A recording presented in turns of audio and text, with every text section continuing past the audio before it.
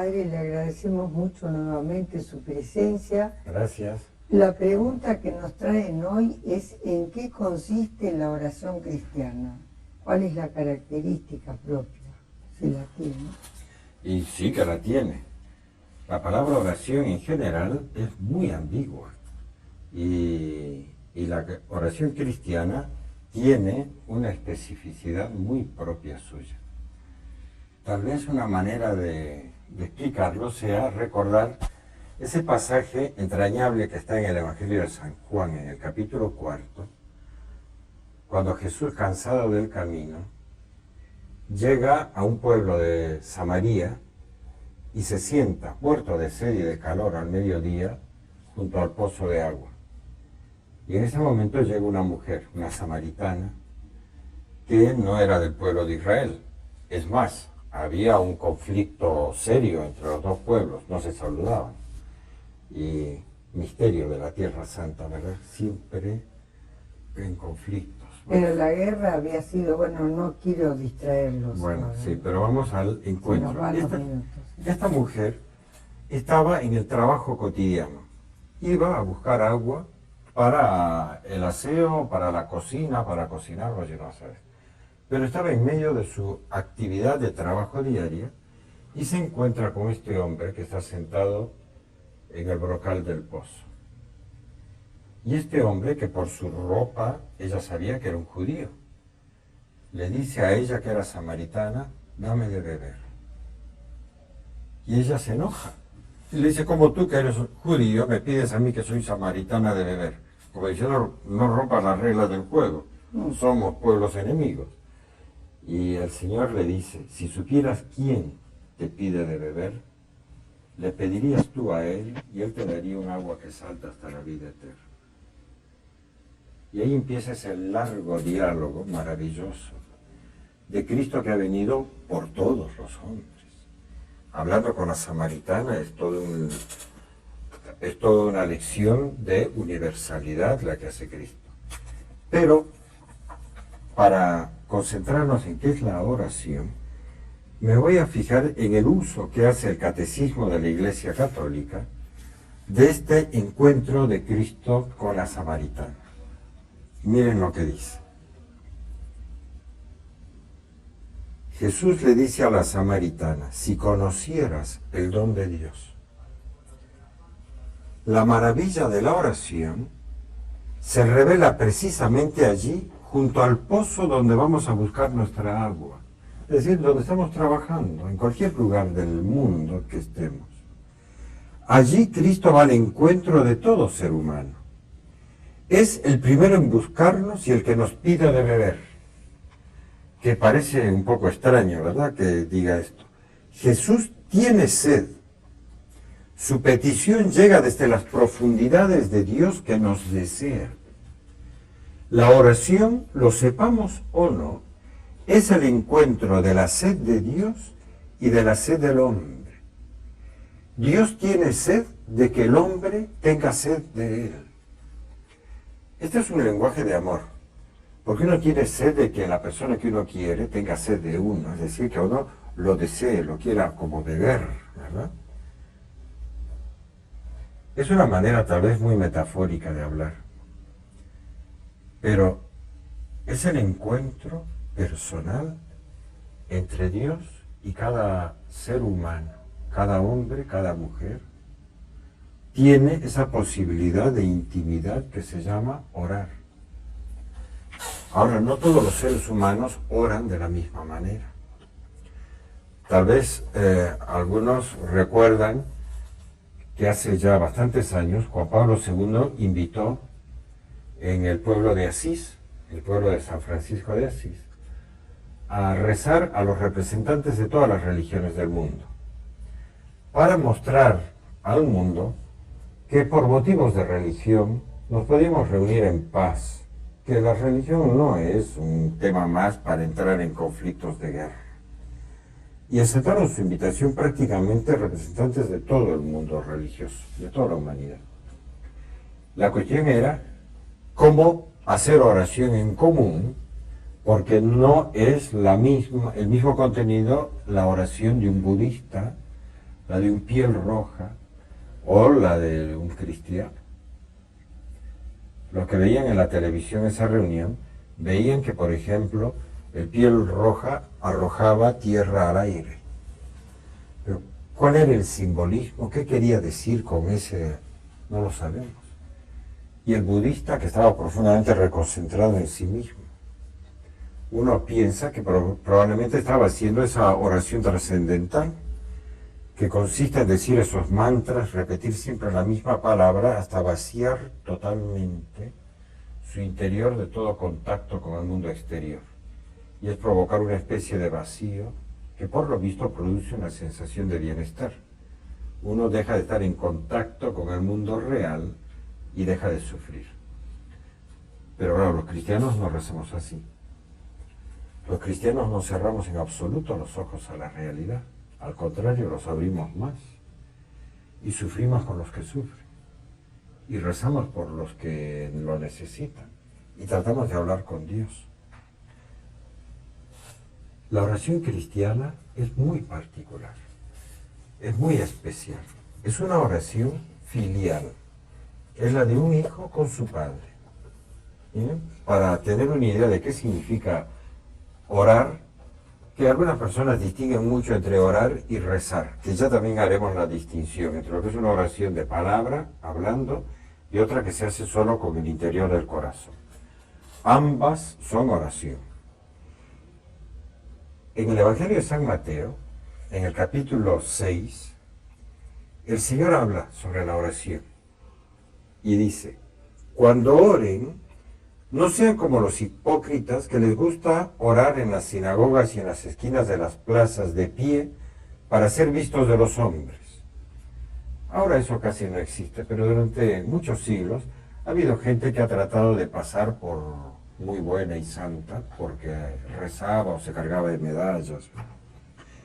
Tú, en cambio, cuando vayas a orar, entra en tu aposento y después de cerrar la puerta, ora a tu Padre que está allí, en lo secreto. Y tu Padre que ve en lo secreto te recompensará. De modo que es hablar con nuestro Padre. No es un diálogo con una persona todopoderosa o con una especie de fuerza, como esta película de la Guerra de las Galaxias, en las que los héroes entran en contacto con la fuerza. Lo que es la fuerza es algo totalmente impersonal. No tiene afectividad, no tiene rostro, no tiene nombre. No es persona. Es una especie de fuerza cósmica nada más. Eso no es la religiosidad cristiana.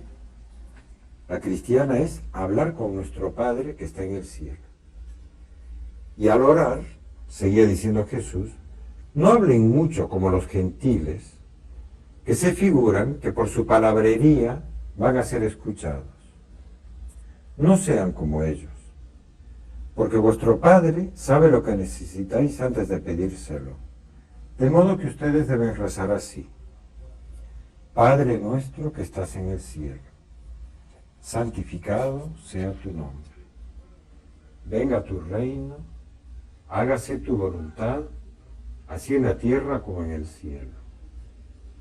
Danos hoy nuestro pan de cada día, y perdona nuestras ofensas, como nosotros perdonamos a los que nos ofenden. Y no nos dejes caer en la tentación, y líbranos del mal. Hay 7 peticiones en esta oración. Pero esta es la específica manera de hablar con Dios que hemos aprendido los cristianos. Y la palabra Padre Nuestro, que en castellano suena un poquito serio, cuando Jesús la pronunció en arameo, se dice Abba, y Abba es la palabra cariñosa con que los hijos decían a sus papás, papá. Hay personas que les da un poco de vergüenza o de pudor pensar que se puede decir así, hablar así a Dios, papá, nuestro, además en plural. O sea que el nuestro significa todos los que oramos con esta oración somos hermanos. Y por eso decimos nuestro. no decimos Padre mío, que esa sería una oración individualista. La oración cristiana es una oración filial. Es de un hijo que habla con Dios Padre. Y debe tener la confianza de un hijo con su padre, no andarse con discursos complicados. Ahora, cuando uno empieza a orar, ocurre algo que el catecismo lo dice hermosamente. Ocurre algo que es se va produciendo, digamos, o va surgiendo una alianza entre Dios y quien reza. Hay un pasaje que en la numeración que trae el catecismo es el número 2563, para el que lo quiera consultar. Padre, ¿es largo? Un poquito largo. Entonces, después de la pausa, mejor. Muy bien, entonces hacemos la pausa. Perdone la interrupción. No, está bien, muchas gracias.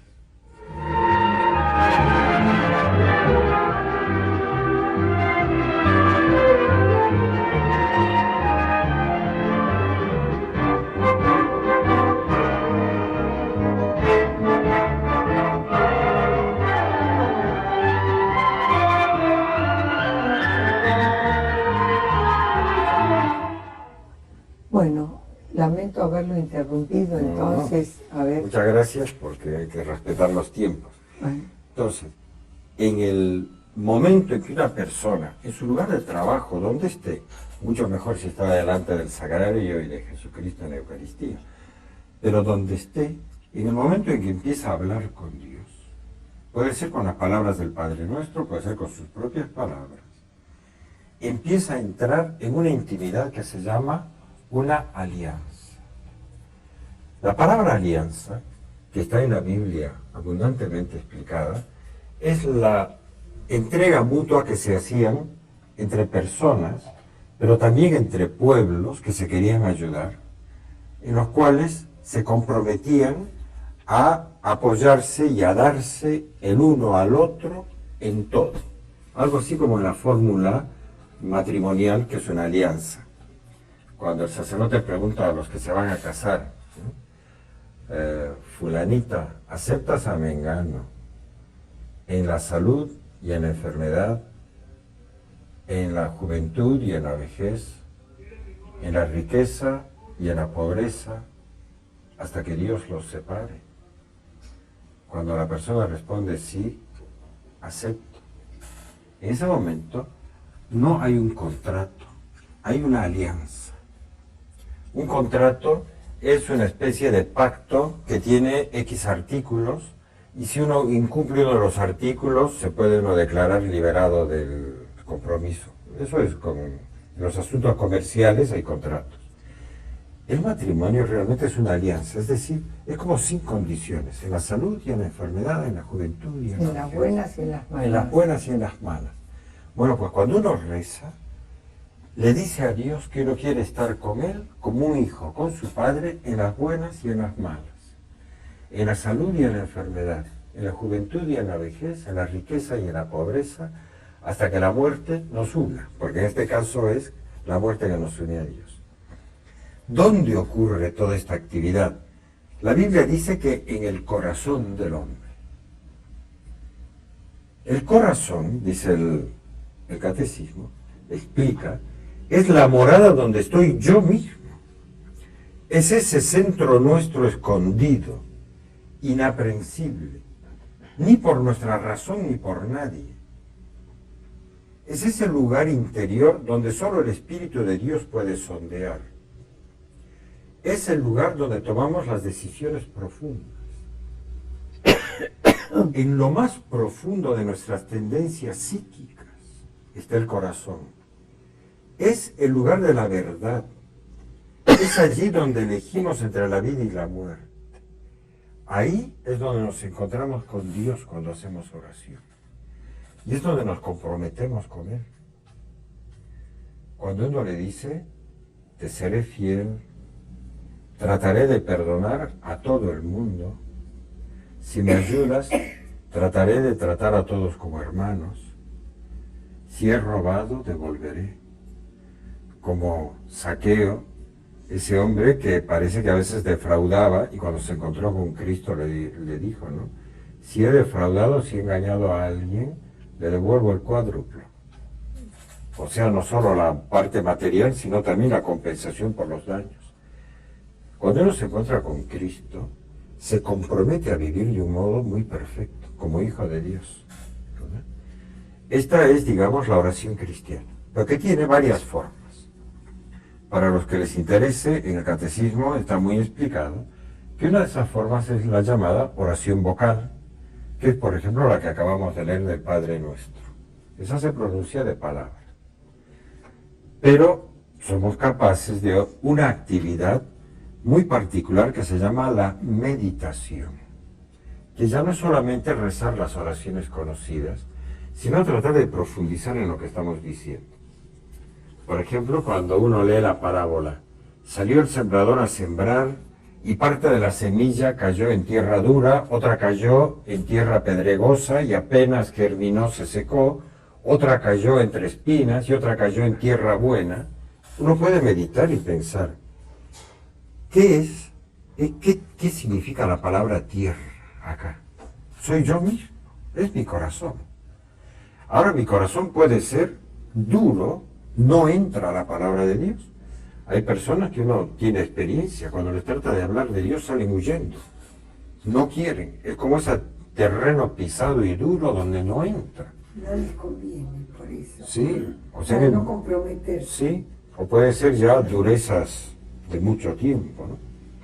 Otras personas tienen como espinas, preocupaciones, pero la semilla está ahí mezclada y va brotando malamente como puede. Uno tiene que meditar. Y de pronto se encuentra con que meditando vuelve a entrar en alianza con Dios.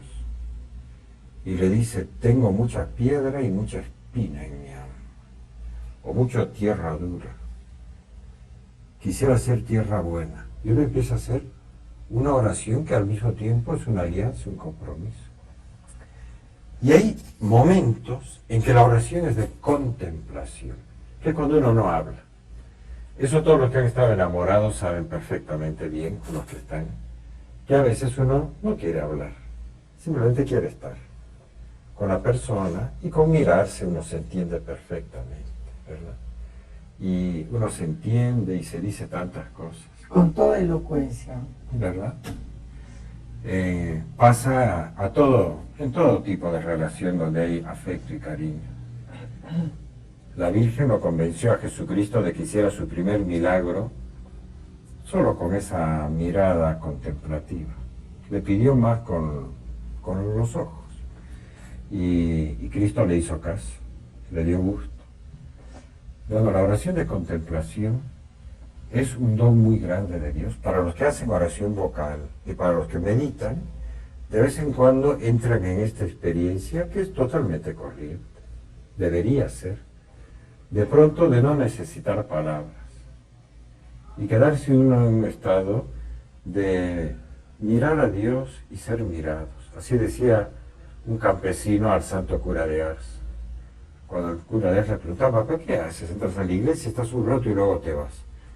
Y el campesino le dijo, no, cuando vengo delante del sagrario, decía, yo lo miro, él me mira y los dos nos comprendemos.